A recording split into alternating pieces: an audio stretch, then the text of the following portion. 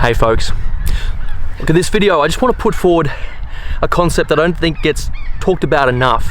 Now, we can all engage with hunting at different levels in our life. You know, some people it's just once a year, but that still makes them a strong-minded hunter. They can just do it as often as they can. For someone like myself, a little bit spoiled in that regard. I spoil myself, but this is my lifestyle. We have the ability in Australia to hunt wild game every single day. And right now, we're just so fortunate as hunters to have an absolute abundance, but it's an abundance that has to be dealt with. And if we want to keep our hunting long term, it's us who have to take the burden of that responsibility. But right here, we have the chance as hunters, compared to any other outdoors people in the world, to basically be 100% self-sufficient in wild protein. It's just chasing that glorious position to think that you have complete control over that and that money is not the only answer to your survival. That's what I'm trying to get at here. People build these ideas of dreams like going off-grid somewhere like Alaska or some remote part of South America. If you're a suburbanite in Melbourne or New South Wales, not only is there an abundance of game out there, but there is an abundance of public land, and now we have an abundance of strong hunting community and really good hunting clubs, really good ADA branches and field game and the like that are going to be able to support you into your journey as a new hunter. But more to the point, just make sure that at the bare minimum, you're going to have a fairly regular supply of game meat into your freezer and into your diet. Now folks, as with all of these kind of videos, I can only speak from my own personal experience and what I've seen. So what I want to share with you in this video is just some really simple game prep recipe ideas that either I use or I see some friends and colleagues in the game use that will facilitate a lot more wild meat in your diet. I also want to touch on just some of the basic species and areas that you can focus on to get a reliable flow of game into your freezers. But I'll just share with you just from my own personal perspective, the last decade of my life, my working life's involved hiking guiding, forestry and construction work. All very physical professions to be involved in. So having not just a very healthy protein-rich feed waiting for me at the end of the day was critical for my well-being. But it was also, I've got to say, a really strong economic choice in my life. It's not completely free, but this is meat that I'm not buying from the grocery store, obviously. It's extremely organic and healthy, but it's also mitigating the costs of my actual hunting lifestyle in itself, which for me isn't that expensive. I don't spend nearly as much money as other people do on hunting and fishing, but I spend something, and when you tally it all up, if I was to buy the same amount of meat that I've consumed, that I've gotten from the forests or the mountains, I'm in the positive in a big way. Folks, fallow does, a very achievable meat package that most Australian hunters can get their hands on. Abundant all throughout the east coast of Australia, in pine plantations, private property, paddock country, and native country alike. But it's an achievable package that you can get out of the bush whole. And that way, when you get them out gutted and whole like this, is that there's just no wastage. Now, in many bush hunting scenarios, I'm not going to pretend that back legs, back straps isn't a common and easy, simple way of getting meat out of the bush, but we've got to be aware of the protein that's left behind there. And the fact is that if you can get one like this out whole and plan your logistics and get practical with that kind of thing, you've got the extra half of it which you can turn into mince, put into the slow cookers. You're literally doubling your protein output, and all of it's just as nutritious and good for you. You know what I mean? I'm fortunate in the southeast states that we have some predictable species that we can work with. Now, one species which I would not suggest banking on in these scenarios is actually red deer.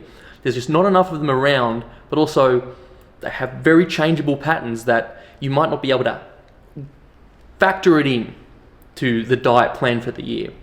Now, the second species that I would recommend for all of this is the Sambar deer. You might wonder why I've said no to the reds and yes to Sambar, and it's mainly because of two reasons. They do exist in reliable numbers, particularly in Victoria and increasingly so through southern New South Wales, like right up close to north of Sydney and all of that, but particularly reliable in southern New South Wales snowy mountains and the Victorian high country. They are a difficult species to hunt, I know that. So it might end up taking you more like 5 days to 7 days to factor in with weather and all of that, a Sambar deer hunting trip. But if you get one hind on that trip, just one hind, you're covering the equivalent of 2 to 3 fallow, maybe more, depending on the size of whether it's a hind or a stag. You know what I mean. You might be allowing a weekend on the fallow in a reliable spot, or like a piece of private property that you know, or a piece of state forest, or a pine block that you've worked out really well.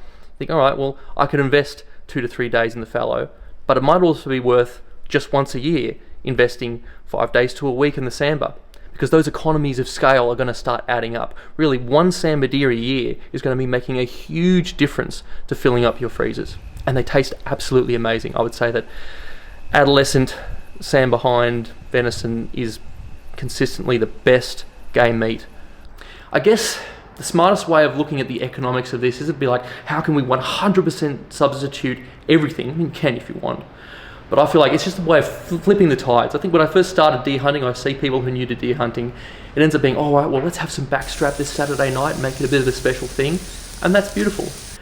But if we want to be economic about it, we have to be a little bit more drab with it all and see venison and wild game as a pure resource and substitute the weeknights, those work nights. I guess for this to work, you need recipe ideas and game prep that are facilitating very quick and easy meals that you can knock up at short notice and just have prepared in your freezer or fridge ready to go.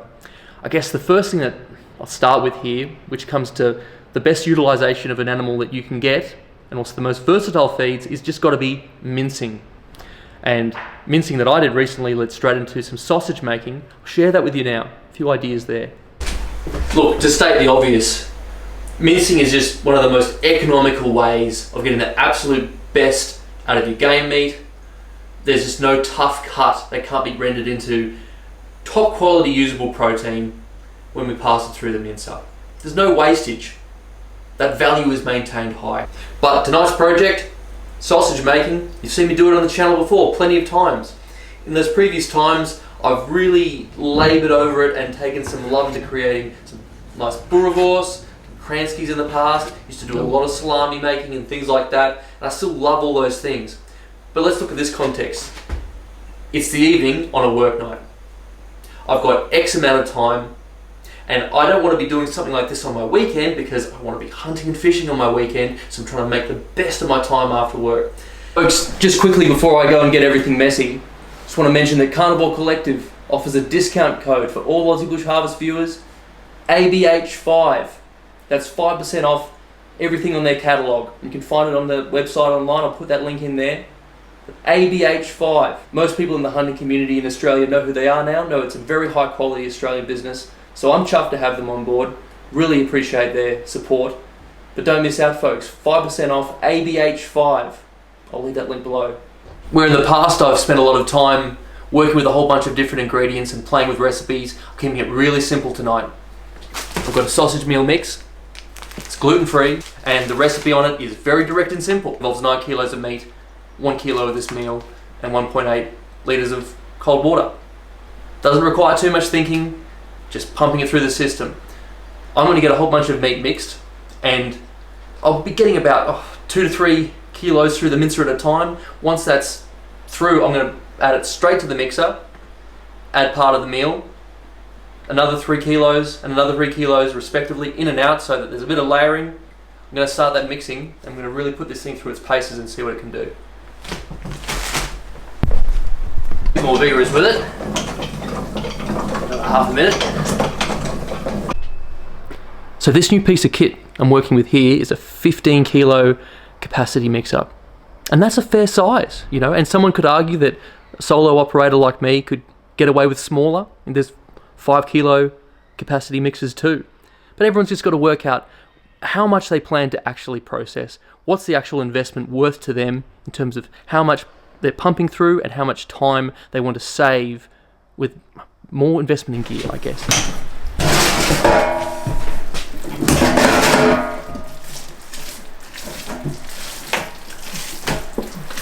Yum. Good uniform texture. Well folks, that's 12 kilos worth. That's a solid effort.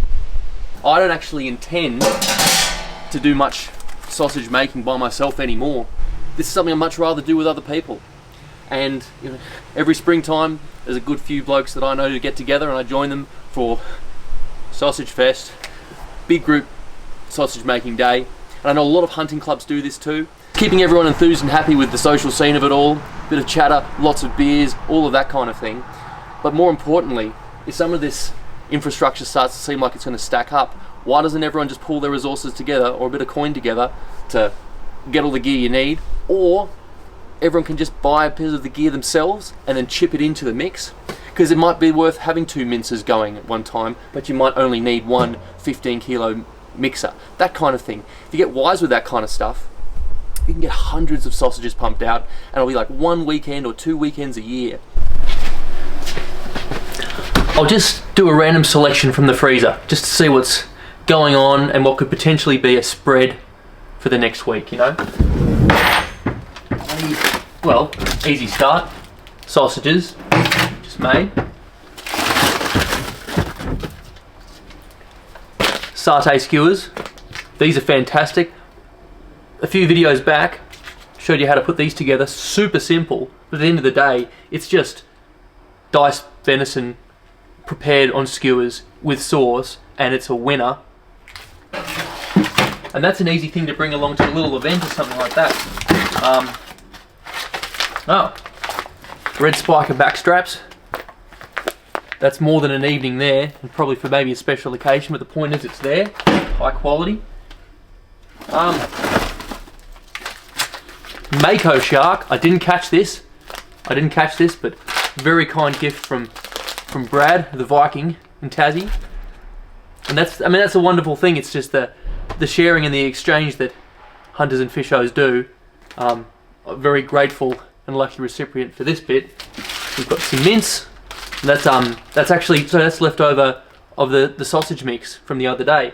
Really simple thing to do with this would be, I saw this Naomi from the ADA. I saw your suggestion online. You're putting together sausage rolls. It'd be so simple to just finely dice up onion, carrot, bit of fresh parsley, mix it in with the sausage mix, and then wrap it in puff pastry, and then you got sausage rolls. And that's the kind of thing that's covering more than dinner times. That's lunchtime there too. That's a slab of mountain duck breasts. Probably too much to defrost all at once, so Pacific black duck breasts there, delicious.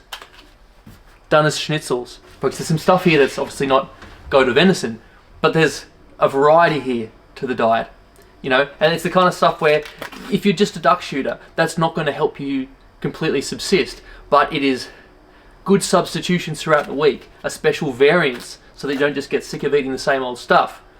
Of course, that goes with the fish. And look, for me, that's the biggest untapped resource that I'm just starting to scratch more than the surface of, and I'm just really into estuary fishing. But there's a lot here to look forward to, and it's all really wild and healthy, and it's a beautiful spectrum, and it's just delicious. I encourage it. I promote this lifestyle, folks. Folks, if you made it this far, thanks for listening to me preach at you. I appreciate it, and I feel just so grateful to be Australian, and we've got incredible wild resources on our doorstep, and we've got to use it, or we're going to lose it. Anyway, look, if you like the channel, folks, please consider clicking the like button, subscribe if you haven't already. There's extra over at Patreon if you want to support the channel, and there's members only videos there. And if you want 5% off the whole Carnivore Collective range, remember that discount code is ABH5. Anyway, keep keeping it real, people. Good times are natural. See you on the next one.